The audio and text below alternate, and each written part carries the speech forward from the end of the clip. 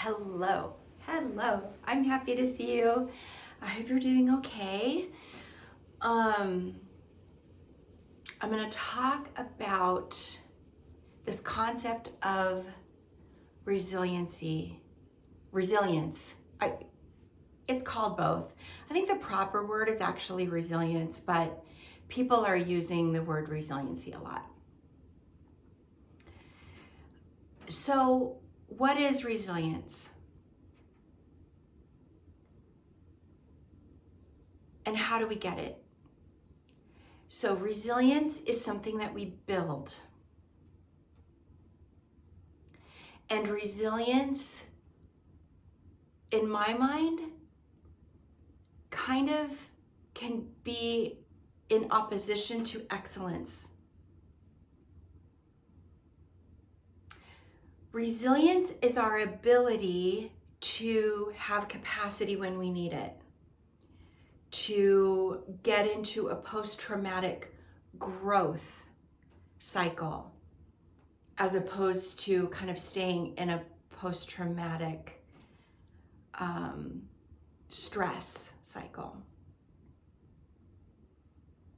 We're going to be in the stress cycle, but how do we support our process? How do we support ourselves, our minds, our bodies, habits, situations, all that stuff, so that we can cross over into growth, post-traumatic growth? Yay, what an amazing concept. Boy, does that bring a sense of hope.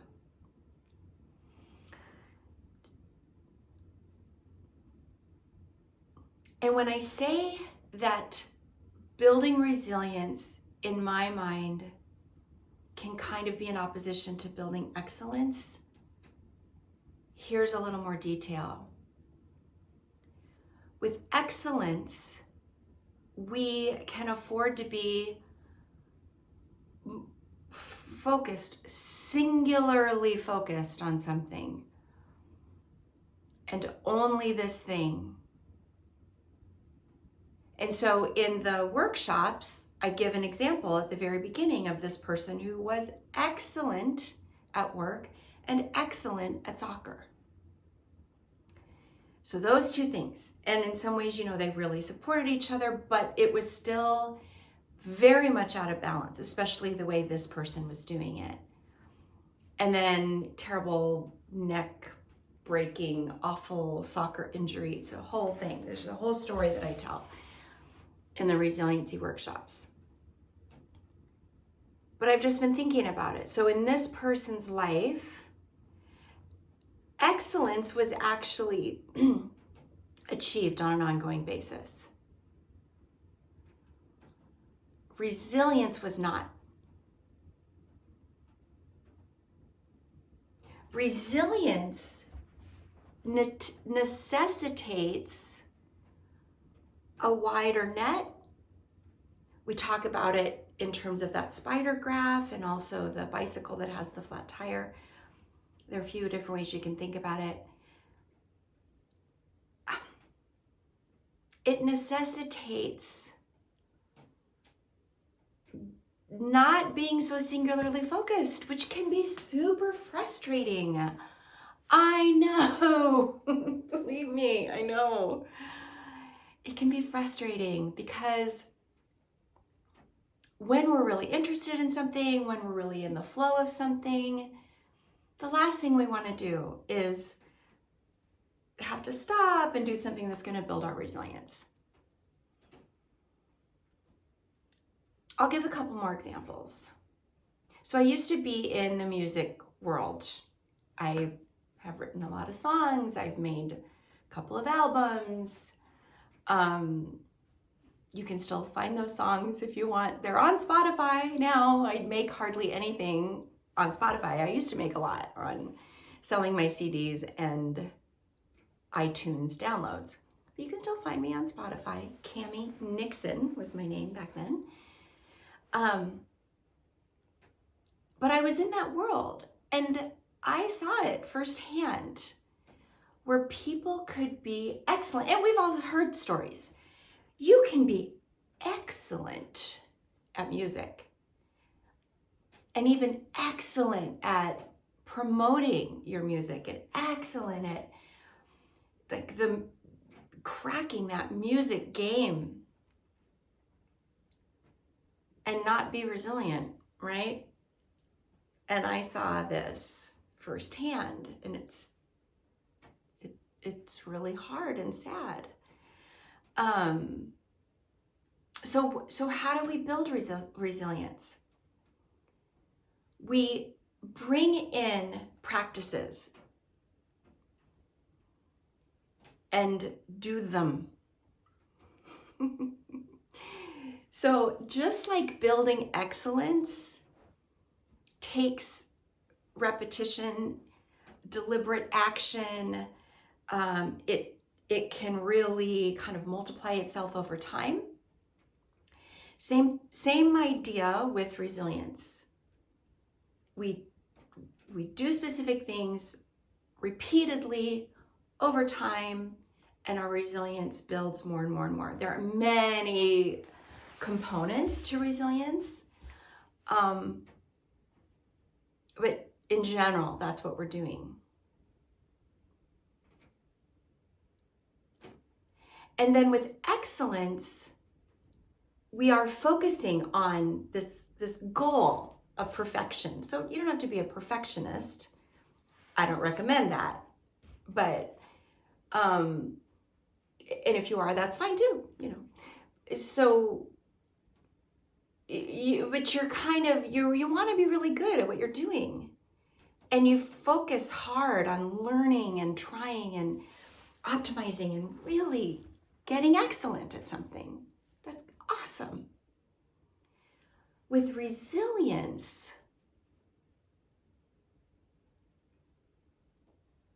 that's not even really a goal necessarily.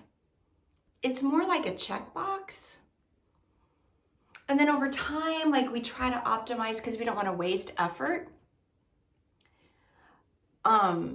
But it's not so much like, I want to be the best fill in the blank. It's like, okay, I need to do this thing. It supports my resilience and I have to do it every day. So I'm going to get even more specific than that. In habit building science world, the example is brought up of, hey, you want to make your daily movement a habit, just like brushing your teeth is a habit. So how did you get it so that you pretty much brush your teeth twice a day, right? Like that's pretty much a non-negotiable, at least once. Even the non-resilient musicians I knew brush their teeth at least sometimes, like, okay, you get your teeth brushed. And so you use like some of those same skills, blah, blah, blah, routines, You don't have to use willpower for it. And that's how you build your habits. And it's a thing, like if you ever delve into habit building, that's one of the examples that comes up. And I've been thinking a lot about this. And to me, resilience is not so much like brushing your teeth. It is kind of, because you need to do it repeatedly. It's more like flossing your teeth. Ugh.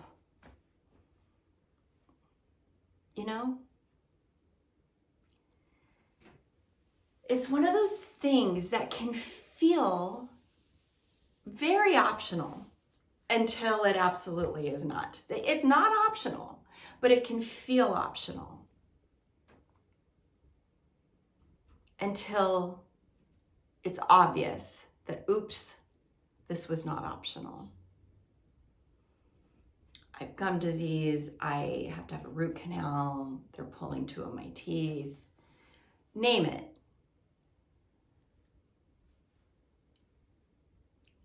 To me, building resilience is a little bit more like that. I did not floss my teeth as a kid. I've always brushed my teeth. That's the other thing about brushing our teeth. that habit kind of got taught to us when we were really little. Like we weren't like super conscious, and now it's still something that we have to build into our lives. Flossing is,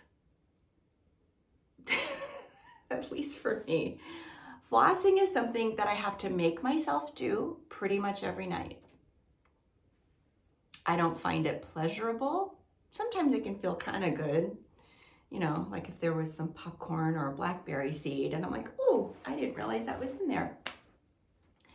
But mostly it's like, oh, I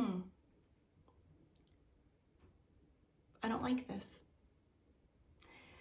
I'm going to make myself do this. Flossing often comes at the point in the routine where we've already, washed our face, if we're going to do that, put on lotion, whatever that whole routine is. We've already brushed, most likely, or we still have to brush. I don't know which one is worse. For me, I put this stuff called tretinoin on my skin. Highly recommend. And also it means you have to always put your sunscreen on, which we all should be. But anyway, so I have quite the skincare thing that I do. And so I have to try to remember, like, oh, I need to floss before I put the tretinoin on. I don't know, flossing, right? But every single night, I do it almost without exception. And it's a decision because I don't want gum disease. I just don't want the consequences that come. And there are so many things like this, at least for me. Making the bed. I don't even mind making the bed. I don't. But I make my bed for all kinds of reasons. One of which is I enjoy. It looks nice, it's calm. I enjoy passing by my bedroom or walking into my bedroom, and that's a thing I don't have to do that day. It's already done. But a lot of people don't make their bed, and you may decide that you don't need that as part of your resiliency plan. That's okay. You make your own resiliency plan. But that is an example where there are a lot of people who don't. There are a lot of people who don't fold their clothes and put them away. If that's working for you, cool. If it's making you spend energy and like mind space by thinking, oh, I still those clothes, are those clean or dirty? I don't know. If it's not working for you, then you may want to experiment with some different habits. Getting into looking at the bank accounts, and I'm running 2 different companies, and I have to make sure all this stuff, the bookkeeping, all this stuff. Once I get into it, it's actually kind of fun, but getting myself to do it is definitely a resilience decision. I love getting on my yoga mat. I'm actually sitting on my yoga mat right now. But for a lot of people, getting the yoga mat out, it's the hardest move in yoga. Even for a lot of yoga teachers, it's the hardest move in yoga. What's it gonna be? I have these neck exercises that I have to A, remember to do, and B, make myself do. I need to build up the strength in the back of my neck. I've got that tech neck thing, and I need to build up back here. So that's something I need to do for resilience. I go on my daily walks. And in the days, like, it has been so cold where I live, like it's just not even safe to go outside. So I do squats and I do lunges and I do other things. Have I gotten out my hand weights? No. And I would do well to get out my hand weights. So that's what I mean when I say like building our resilience, it's more of a wide range. It's flossing for me, it's making my bed, it's making sure I have my matcha, which I really enjoy, but there's like a couple of steps. Make sure I got it. Make sure I do my bone building and my muscle building. Make sure I do my yoga. Make sure I take care of my businesses. It's a lot, and then it's time to go to bed.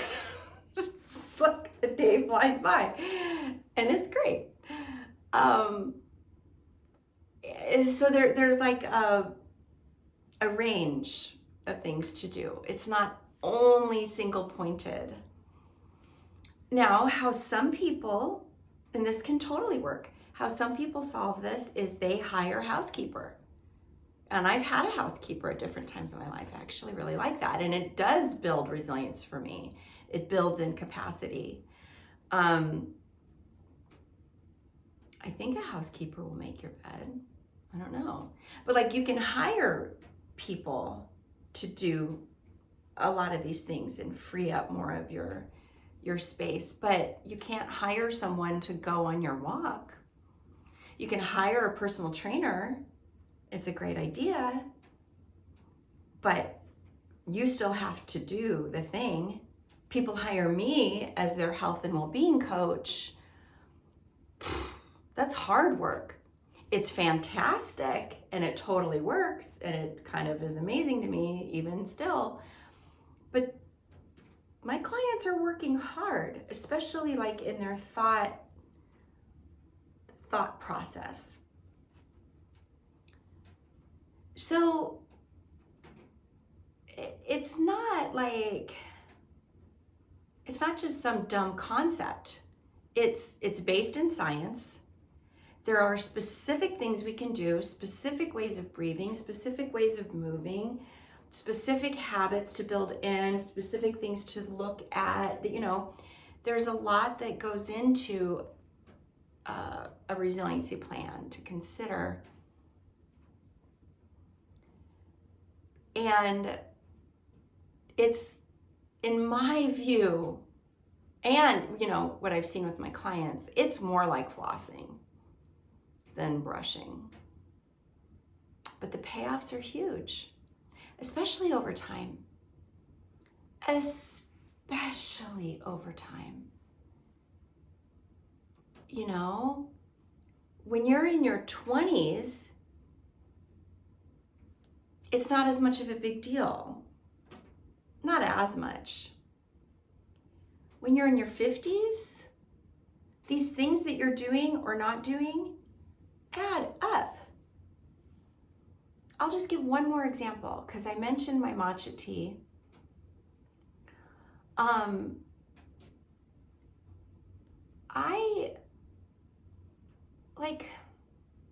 do I want to say this? I really like eating like pie and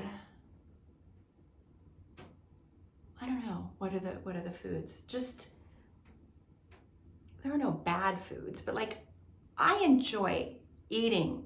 I enjoy drinking. I enjoy drinking wine. Just, living like every day is a feast day. And it just doesn't agree with me. It doesn't.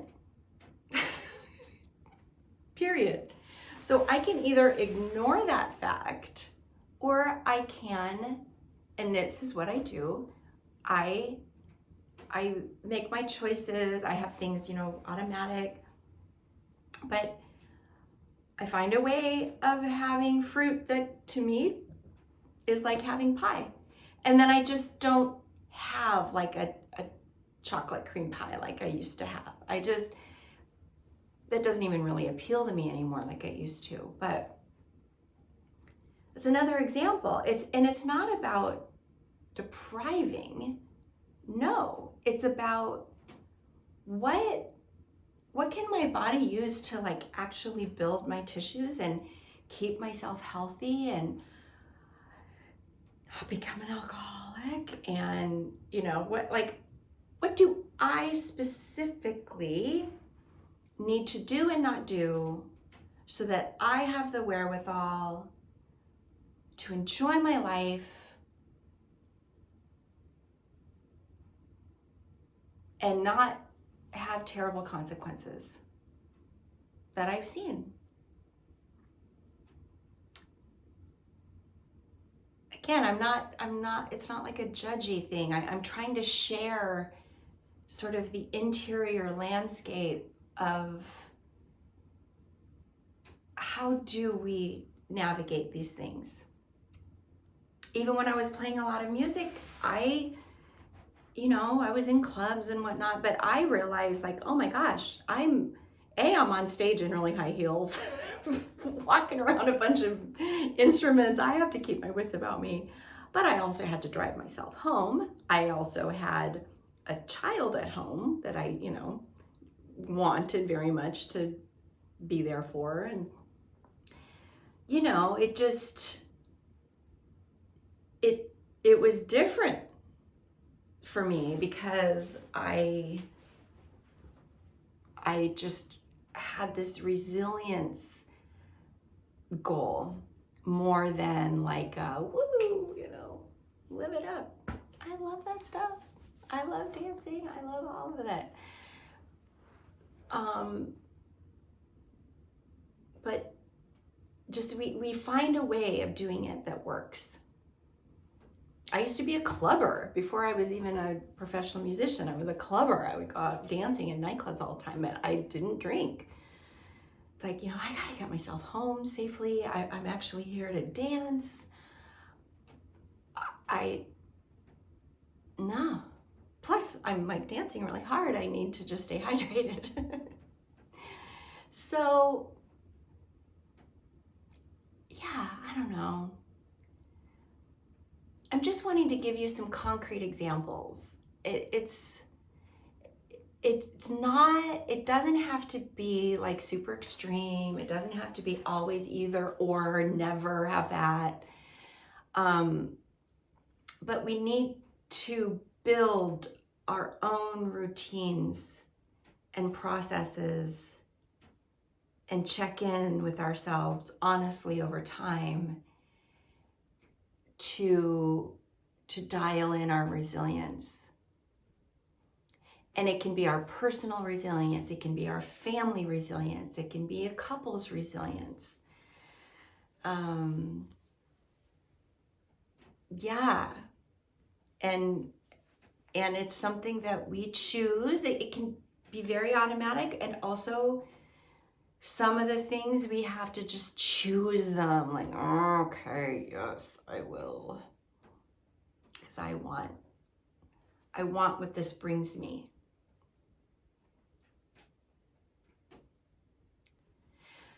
So, yeah, there's more about resilience, what it is, especially contrasted with the concept of excellence. I gave you some examples. I guess I'll end with compassion, self-compassion. That's another thing that we can kind of bring online is like, what is actually the most loving choice for me? So yeah, like there's this thing, oh yeah, I'd love to wait. What's actually the choice that's gonna bring me the most life, the most energy, the most well-being? What's actually the most compassionate? Sometimes treating myself is not the most compassionate. Sometimes it is, sometimes it's not. And so we can make our decisions based on that as well. So I really, I love sharing this time with you. And I do have workshops on resiliency, and I do lots of different work in this arena. So I'll leave a couple of links below. I guess one will be for workshops. I don't know.